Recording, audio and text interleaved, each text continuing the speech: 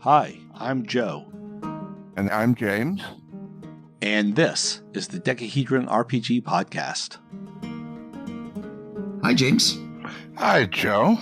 This is episode 54, which I'm calling Critical Fumble. And if my math is right, this will be going out on May 10th, 2023.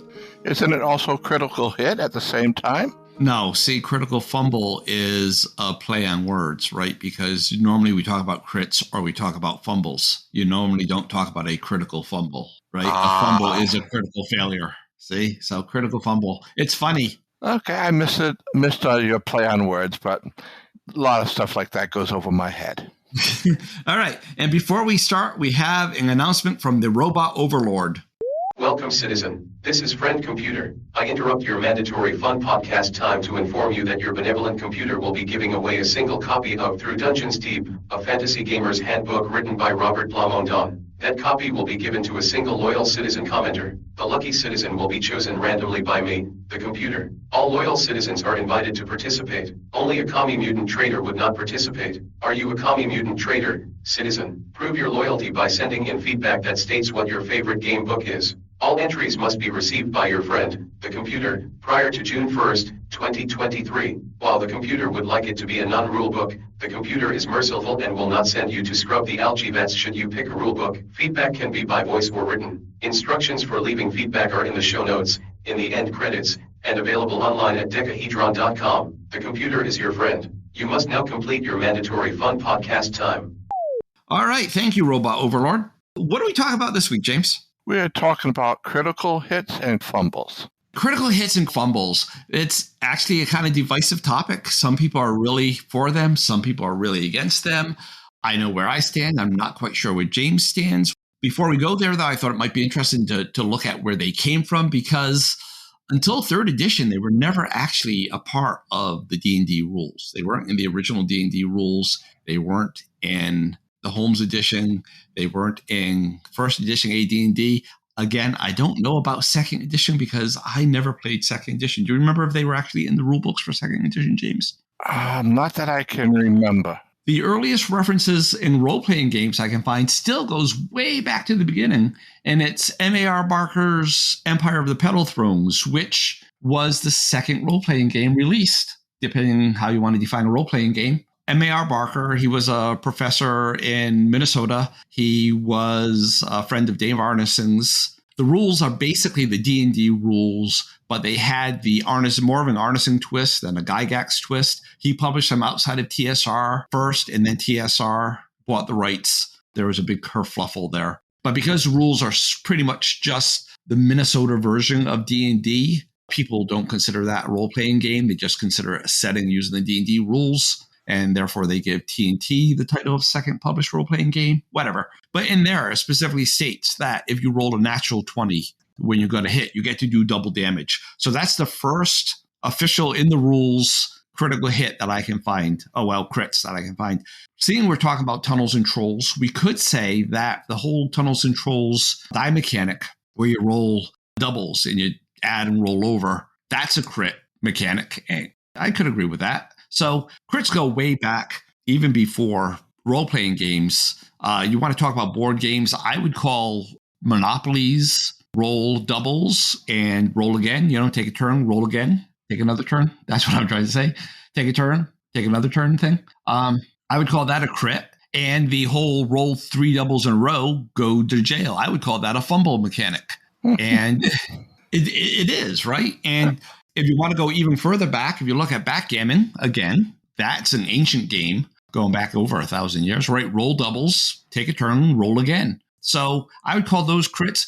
So like I said, some people love them, some people hate them. That's because there's pluses and minuses, and no matter what side of the fence you are on, I think you'll see pluses and minuses. James, what do you see as the pluses for criticals? It adds a surprise to the game sometimes to do that. My thought is with that mechanic, it makes people watch the dice rolls more closely. If you don't use it, people are like, yeah, it's a hit or it's a miss. If you have the tension that if you roll a 1 or if you roll a 20, something special is going to happen. And I've had good DMs who doesn't necessarily use a chart itself, but makes the results interesting. Those are your arguments in favor? Yes. So they pretty much mirror mine. Mine is that they add a certain realism. And by realism, I don't mean, let's go out and whack each other in swords and see what really happens. I mean realism in terms of cinematic or fiction realism. How's that for an oxymoron? Fictional realism. But, in the fiction, if you're reading a Conan book, and if you're watching The Princess Bride, it's the type of events that you see there. So it adds that to it. I just think they're fun. It makes it more fun. It makes it more memorable. You remember that time you rolled the crit. You remember that time when I was running the game, when we had set up the whole campaign and you were finally in the dragon's lair and it was the last adventure and that player, Dinah was her name. I can't remember her character's name. Rolled like the double crit in a row and killed the dragon in one fell swoop. It's memorable though. That's my arguments in favor.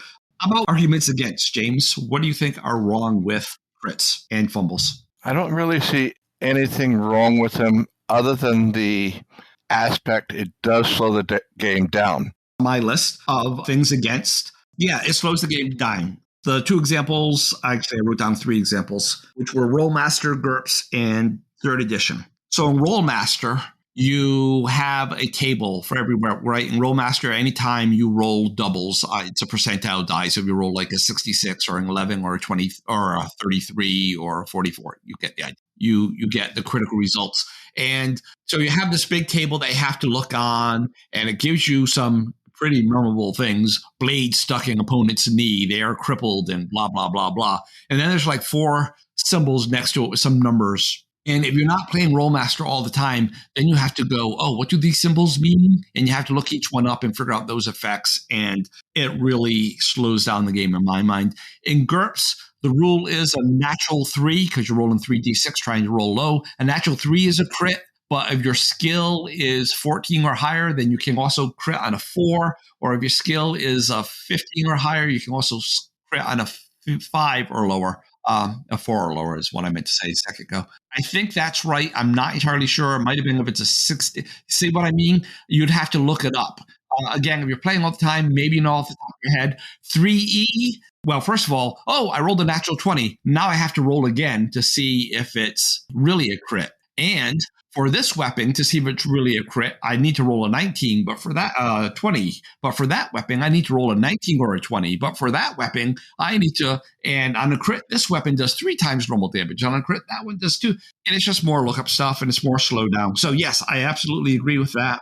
The other thing I think is wrong with crits is that they're unfair to the player. It is very typical for a player, one character, to be facing like 4 goblins, 4 orcs, 4 ogres, whatever. And so if you're playing with critical hits, your player only has that 1 attack. So he only has 1 chance. But maybe each ogre is getting 2 attacks, claw, bite, whatever. He's facing 4 of them. So that's 8 attacks. That's 8 times more likely that the monsters will score a crit than the player. You mean the monsters get the same chance for a critical hit or a fumble as well? Yeah.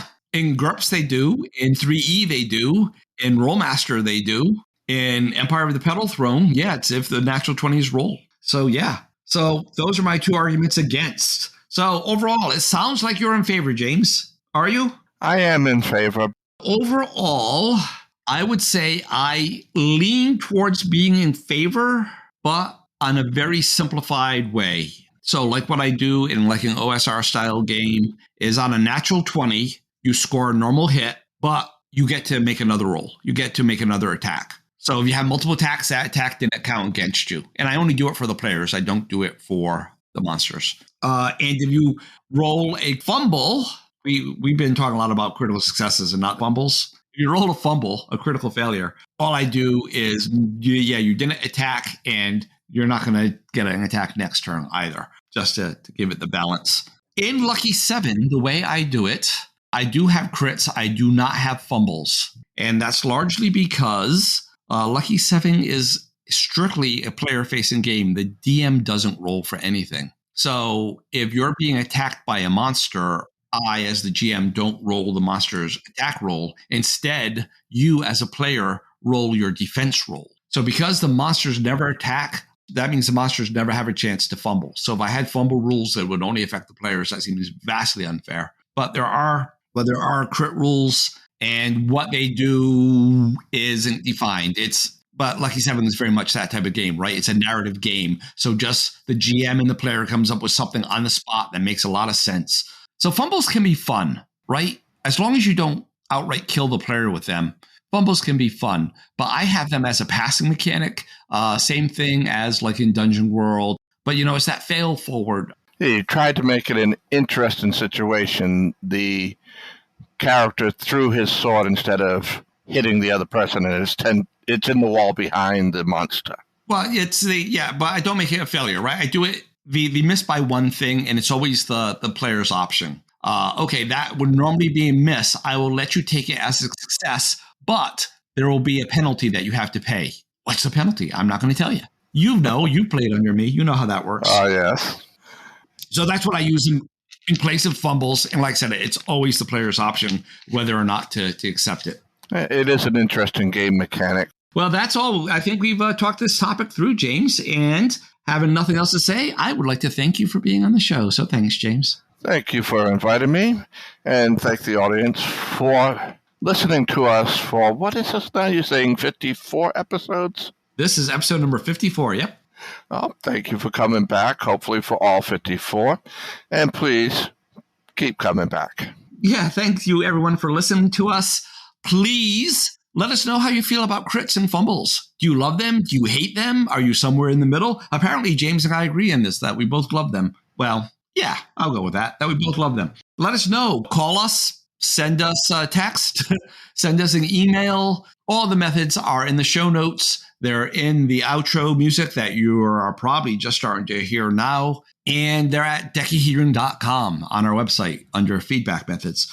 Remember that we're doing the giveaway. If you want to be part of that, send in feedback. Tell us your favorite gaming book. I prefer a non-rule book, but hey, if it's a rule book, I still love you. You're still in the contest. And that's all I have for this week. Until next week, bye. We hope you enjoyed this episode of the Decahedron RPG Cast. We'd love to hear from you. You can leave us a voice message by calling 562-774-2278. That's 562-RPG-CAST. Or by visiting sayhi.chat/decahedron. You can also email us at feedback@decahedron.com. Links are in the show notes. For more information, visit decahedron.com.